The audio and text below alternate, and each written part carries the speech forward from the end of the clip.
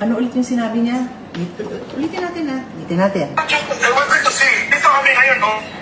You are here in Sequoia Hotel. Sequoia? And dito lahat ng list of directors and officers. We're having fellowship time planning namin ngayon. Oo. So wala ka sa Senado? So, wala po. Wala kami. We are on standown because that's the instruction. Sequoia. Okay. So wala sila dyan. Okay, sige, wala po kayo sa NBI. Ay, wala kayo sa Senate. Okay, wala kayo. Sige. Established na po yun. I'm sure na. And in your previous sinabi niyo din, sabi ko, balikan ko yung first ha, kasi ito na yung next point ko. Uulitin natin yung first video. The first video. Sorry, the first video. Wala kaming agent dyan. Ulitin ko yan. Sorry, importante yan eh. Importante yan. So sabi ko, wala kaming agent dyan. Narinig nyo ha, wala kaming agent dyan. Kasi daw nagpaputok. Ulitin ko pa ulit. Imbestigahan nyo, pahuli nyo. Sabi ko, wala kaming agent dyan. Yun na. Wala naman po talaga. Kasi daw nagpaputok. Wala kaming agent dyan at wala naman po talaga. Okay? Yan yung interview niya noong May 13. The following day, on May 14, I'm sure na wala po tayong tao sa Senate premises, sa Senate building po. Pero nag-request po si GM Vic Veloso na magpadala po ng NBI. So yun po yung nangyari. Meron po tayong mga NBI doon po sa GSIS. I'm sure na wala po tayong tao Okay. sa Senate premises. okay, ulitin ko yung sinabi niya. Wala daw siyang tao sa Senate premises. Sa Senate building, wala daw. Pero dun niya ni-reveal the following day, May 14, Thursday, na merong tao sa GSIS. Okay? So, merong tao sa GSIS. So, ano yung pinapahiwatig niya? Sa Senate wala, pero sa GSIS meron. Mga kababayan, I would assume lahat po kayo, hindi kayo familiar sa GSIS building, sa Senate building. So, I will show you what it looks like. Here. Itong buong to, okay? Itong kulay dilaw is the building. Building yan, okay? Building yan. Ito garden. Garden yan, okay? Work. Pin yan ng chief of staff ko. Office ko yan. Kung mapapansin mo, parang ganun, kasi parang terraces yung design. I'll show you a picture actually later. Basta yan yung office ko. Yan. Tapos, katabi ko mga ibang senators dyan. Tapos, oops, meron sa kabila. Basta side na to, yan yung office ko na nakaharap sa garden ng GSIS. Anong building to? Nakalagay, Union Bank of the Philippines. Yan lang naman yung tag, no? But GSIS pa rin yan. Hindi Senate office yan. GSIS offices yan. Magkadugtong, mga kababayan, magkadugtong ang building namin. Walang pagitan. Magkadugtong ang building namin kasi kaming senators, naglilis kami, nagre-rent kami sa GSIS. It is one complex. Look, it is one building. Naghahanap ako ng picture ko, pero sige, pakita nyo na lang. Kaya lang yung photographer ko kasi, nagpa-picture ako dito kasi may parang balkonahe yan eh. Nagpa-picture ako dyan.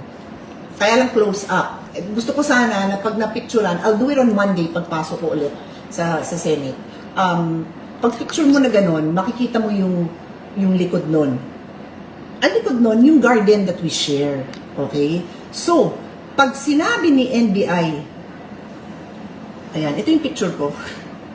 Unfortunately, sobrang galing ng photographer ko. Hindi mo makikita yung likod nun. Pero, yan yung mga halaman ko dyan. Yan yung nakadisplay dyan sa balkonahe.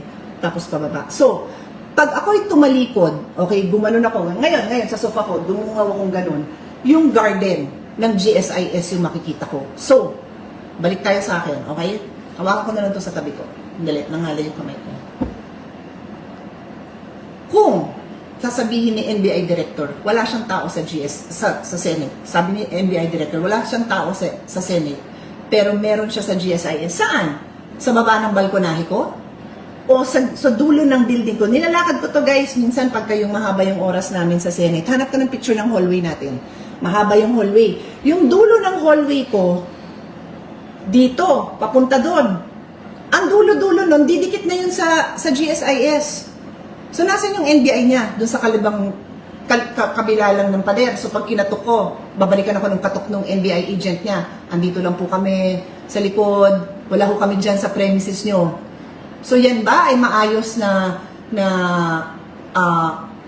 is that a reasonable and responsible and professional response to your agreement with the Senate President that you will vacate?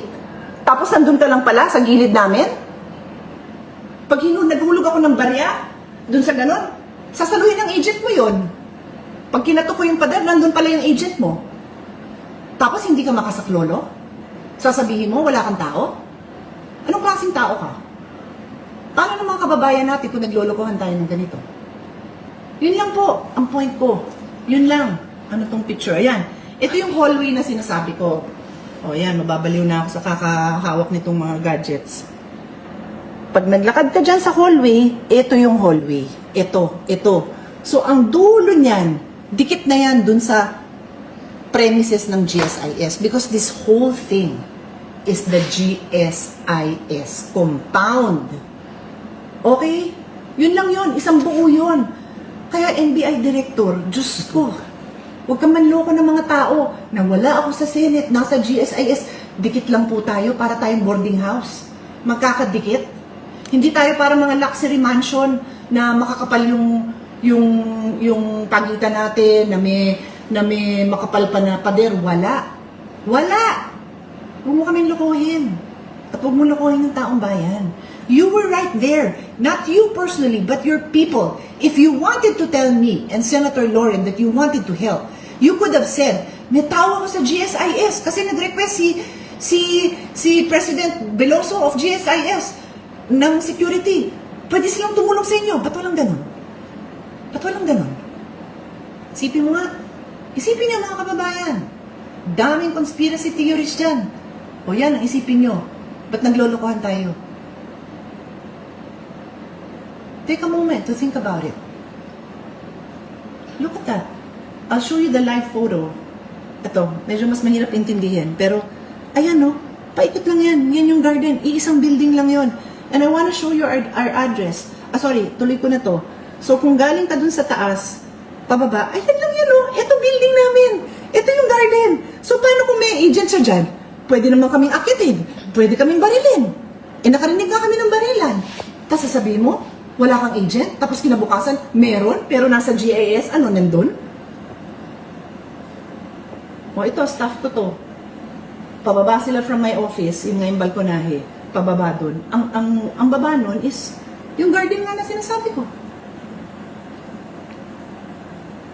Don't lie. Problema dito sa gobyerno, dami nagsisinungaling.